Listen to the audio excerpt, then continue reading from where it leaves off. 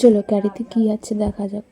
এই মাছগুলো আমার অনেক দিন আগে দেখেছিলাম, মানে চিংড়ি মাছ তো অনেক আগেই খেয়েছি, অনেক বছর খাওয়া হয়নি। পুঁটি মাছও অনেক বছর খাওয়া হয়নি, কারণ এইগুলো বাজারে কিনতে পাওয়া যায় আর আমরা তো বাজারে সেরকম যাই না।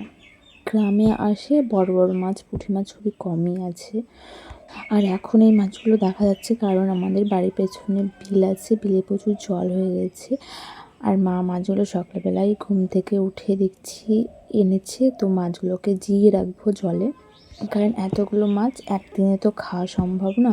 চিংড়ি মাছগুলো জলে জিয়ে রাখবো, অল্প অল্প করে আমাদের খাওয়া হবে। মাছগুলো খুব বদমাইশি করছে তো আমার সাথে। এই যে পালিয়ে গেল, এই যে আস্তে করে থর কুমড়া এটা তুই রাখলি বাবা।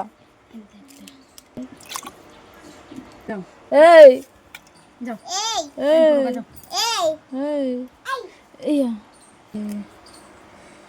এই যে মাছগুলো দিয়ে রাখলাম। আমাদের এখানে চিংড়ি মাছ বলে, তোমাদের কি বলে কমেন্ট করে জানিও।